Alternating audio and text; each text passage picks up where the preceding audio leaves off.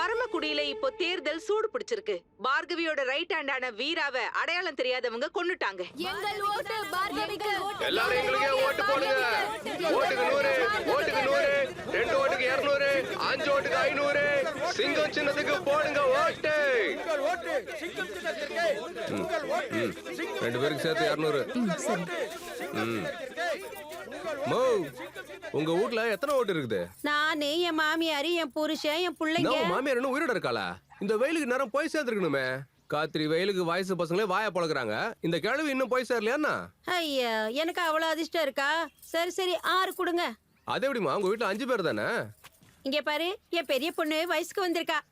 அந்த பொண்ணு ஓட்டு போடணும்ல. வயசுக்கு வந்தாலும் ஓட்டு போட முடியாதுமா. 18 வயசு ஆயிருக்கணும். சரி விடு, இத உன் பொண்ணு செலவுக்கு வச்சுக்கோ. அண்ணா அண்ணா, புதுசா யாரோ எஸ்ஐ வந்திருக்கானே. அவன் நம்ம ஆளுங்க எல்லாரையும் நாய் அடிக்கிற மாதிரி அடிச்சு காசு கொடுக்க விட மாட்டேங்கிறானே. நம்ம ஊர்ல நம்மள யாரா நிறுத்துறது? நம்ம ராஜலிங்க ஆள்னு அவங்க கிட்ட சொல்லலையா? அது சொன்னா 4 எக்ஸ்ட்ரா அடி அடிக்கிறானா. தேவையில்லாம சொல்லட்டுமோ?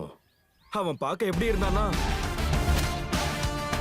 அவன் கண்ணுல ஃபயரு, அவன் கால்ல ஸ்பீடு.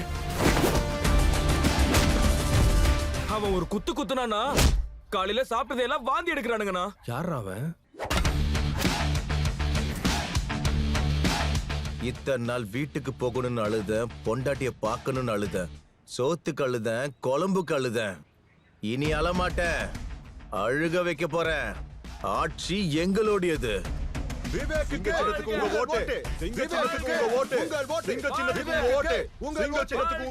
எங்க வீட்டுல 4 ஓட்டு இருக்கு. இந்த அப்படி 400 மாட்டினடா. சார் சார் சார், என் மாமா குடுக்க சொன்னாருன்னு குடுக்குறேன் சார். எனக்கு எதுக்கும் எந்த சம்பந்தமும் இல்ல சார். என்ன விட்டுருங்க சார். என் மாமன் குடுக்க சொன்னா, என் மாப்பிள்ள மெதிக்க சொன்னான்னு உங்க இஷ்டத்துக்கு நீங்க பண்ணிக்கிட்டே போனா, உங்ககிட்ட காசு வாங்கிட்டு உங்க வீட்டு வேலை செய்யற எஸ்ஐ நினைச்சீங்களாடா? ஆதி அடிச்சு அடங்கொய்யால நீயாடா எஸ்ஐ ஆயிட்டியா? அந்த பைரா வீட்லயே அவன் பாத்ரூம் கழுவிட்டு இருந்தானா? அவன் போனதுமே இவன் டைம் வேற மாதிரி ஆயிடுச்சு போல. அது முடிஞ்சிச்சு. நான் இப்ப எஸ்ஐயா ப்ரமோஷன் ஆயிட்டேன். அவன் நேரத்தை அதெல்லாம் விடு. என்னடா இது? குடுக்கறதே தப்புன்றோம், அதுல நோட்டு அச்சடிச்சு வேற குடுக்குறீங்களாடா?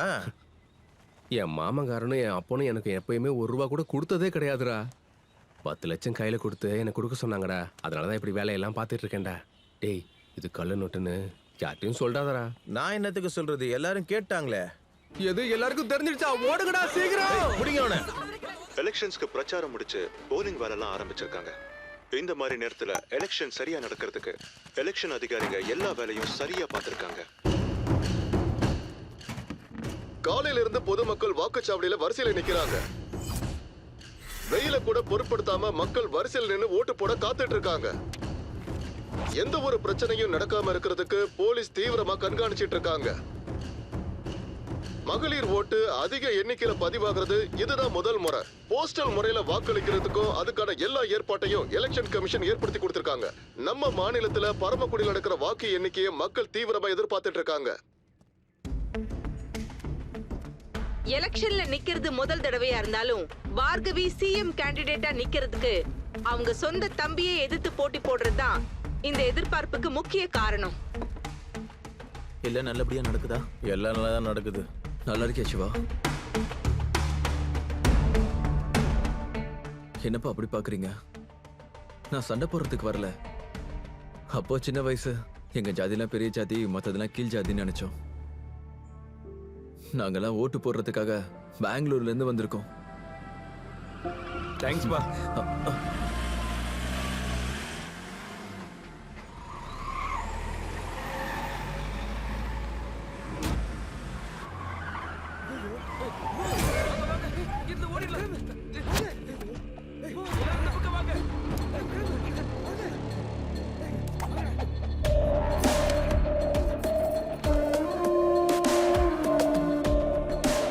நில்லு. இத்தனை நாளும் உன் அப்பாவும் மச்சான் பண்ணதெல்லாம் போதாதா? இப்ப நீயா? வாக்குச்சாவடிக்குள்ள போக கூடாது, எங்க பார்கவி அம்மாவை நாங்க ஜெயிக்க வைப்போம். என்ன அப்படி பாத்துக்கிட்டு இருக்க?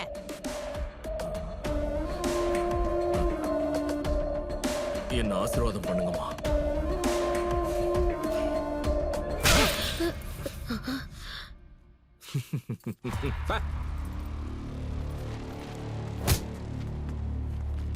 டேய், எல்லாரையும் வெளியே துரத்துங்கடா. போங்க, வெளிய போங்க. யாரும் உள்ள இருக்காதீங்க, போங்கன்னு சொல்றேன்ல. சீக்கிரம் போங்க. ஏய், கிளம்பு, கிளம்பு, கிளம்பு. டேய் போடா, போ, நிக்காத. குத்துங்கடா, ஓட்டு.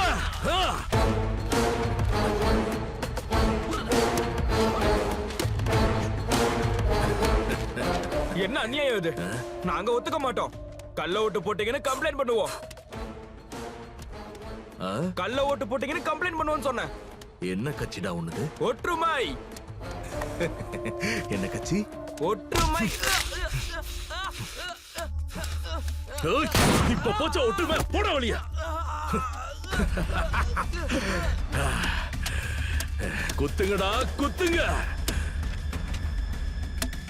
டேய், நிறுத்துங்கடா. யாரா நீ? யாரு? ஓ யமன்டா. யாருக்குடா எம்ம? சார் வாங்க சார், கண்ண புடுங்கயா. எஸ்பி, நான் எங்கேயும் போக மாட்டேன். நந்திரி,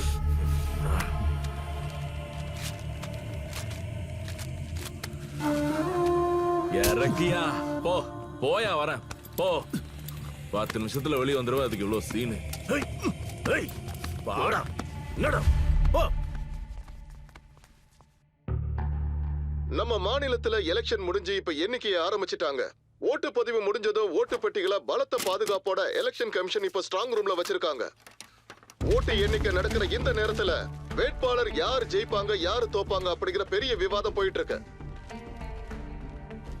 இந்த வாட்டி யார் வருவா, விவேகா இல்ல பார்கவியா? ஆல் இந்தியா கட்சிக்கு மத்த கட்சிகளோட போட்டி பயங்கர வேகத்துல இருக்கு. இப்ப வரைக்கும் நமக்கு கிடைச்சிருக்கிற தகவல் படி திரு விவேக் 10,000 ஓட்டுகளோட முன்னிலையில இருக்காரு.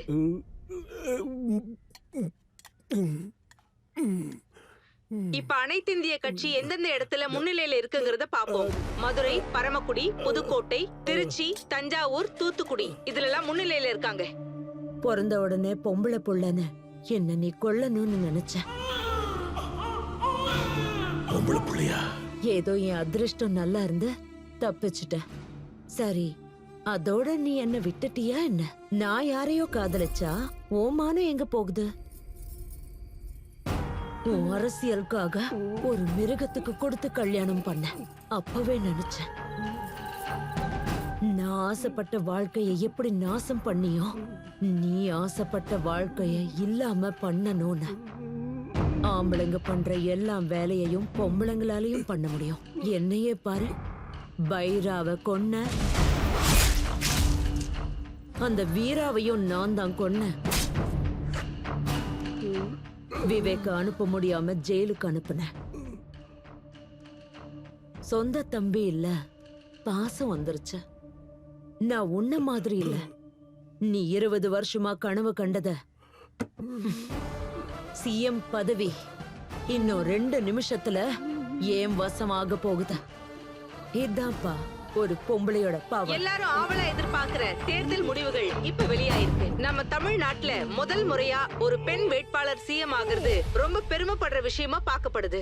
திருமதி பார்கவி பதவி ஏத்துக்கிறதுக்கான ஏற்பாடுகள் எல்லாம் நடந்துகிட்டு இருக்கு. என் மாமங்காரன் உயிரோட இருக்க வரைக்கும் அவன் எப்படா சாவான்னு இருந்தேன். அவன் போனதுக்கு அப்புறம் என்னால ஒழுங்கா சரக்கு கூட அடிக்க முடியலடா இப்பெல்லாம்.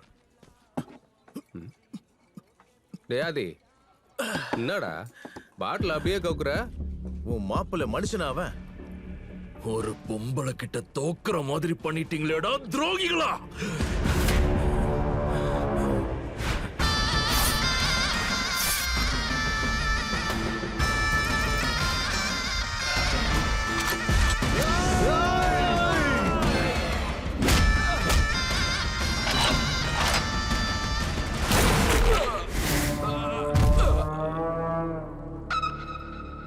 அண்ணா ப்ளீஸ்ண்ணா, என்ன விட்டுருங்கண்ணா.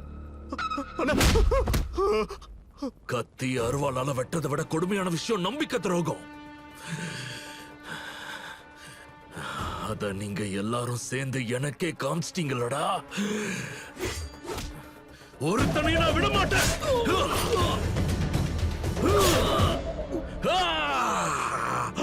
ஆம்பளை பொம்பளை வித்தியாசம் இல்லாம யாரு குறுக்க வந்தாலும் எல்லாரையும் வெட்டி சாய்க்கிற யமன் ஆயிட்டான்.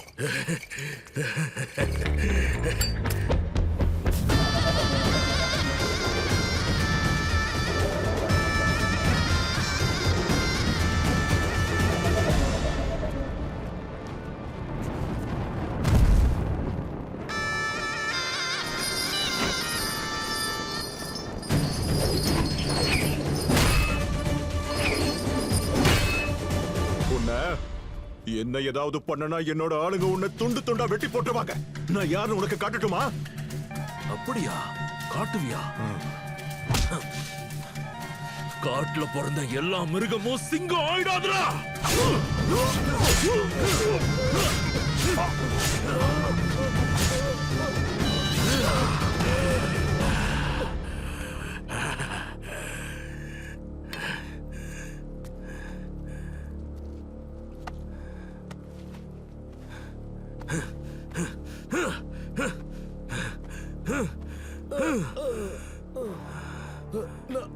நான் ஒண்ணுமே பண்ணல.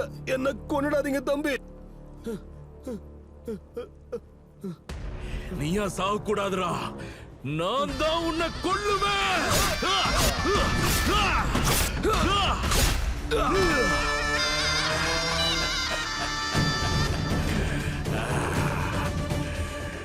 அப்ப மனுஷனா இல்லடா. ஜெயில இருந்தாலும் வெளியில வரணும்ன்ற குறுக்கு எண்ணத்தை தவிர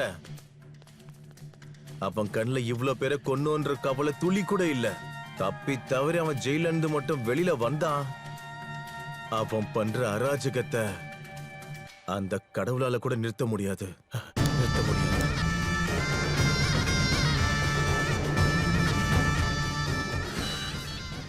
ஏய், யாரா நீ? பைராவ கொன்னு அந்த பழிய ஏன் மேல போட்டிருக்க? 16 எம்எல்ஏ அவன் கொன்னுட்டான். அதனால இந்த கேஸை அவன் மேலேயே போட்டுன்னு சொன்னால அவ. எவ்வளவு பணம் கொடுத்தாவ? என்னடா கொடுத்தா? நோ, பணம் யாருக்குன்னா வேணும்? பைராவை கொன்னுட்டு உன்னை அந்த கேஸ்ல மாட்டி விட எனக்கு ஒரு கணக்கு இருக்கு. என்னடா அது? நான் யாருன்னு தெரியல.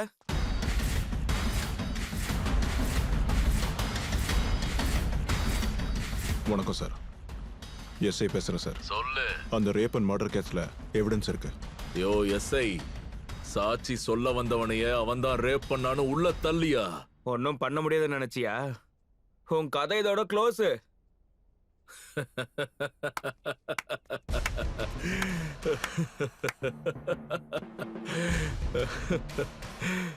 டேய், ஜெயிலுக்கு வந்துட்டா மட்டும் கதை முடிஞ்சிராதுடா. டர்ன் ஆகும். பார்த்துக்கிட்டே இரு. ஃபியூச்சர்ல சிஎம் பிஎம் ஆகணும்னா ஜெயிலுக்கு போறதுங்கிறது ஒரு குவாலிஃபிகேஷனா மாறும். என்ன கூட இந்த ஜெயில் சிஎம் ஆக்குண்டா. இங்க இருந்தே நான் அரசியல் பண்ண போறேன். ஆதி காலத்துல பொம்பளை ஆம்பளைய விட பயங்கரமா வேட்டைக்கு போவா. தான் குடும்பத்தை பாத்துக்கணுமேன்னு அவளையே தாழ்த்திக்கிட்டா. அவ்வளவுதானே தவிர போருக்கு போக முடியாம இல்ல, ஆயுதத்தை பிடிக்க தெரியாம இல்ல. ஒரு முறை அவ வேட்டையாட ஆரம்பிச்சுட்டான்னா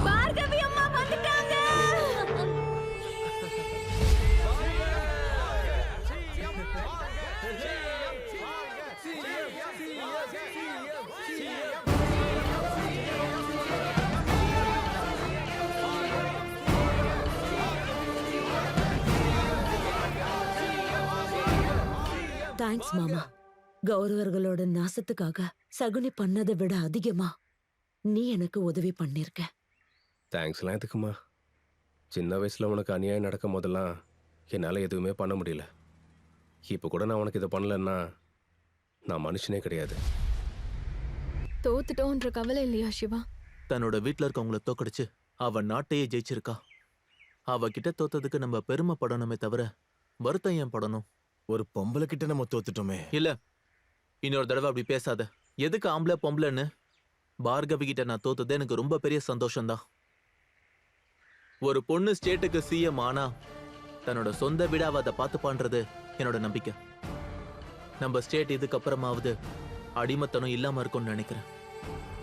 அது ஒரு வேலை நடக்காம போனா பார்கவி ஆட்சியிலிருந்து இறக்கவோ கேள்வி கேட்கவோ நான் தயங்க மாட்டேன்.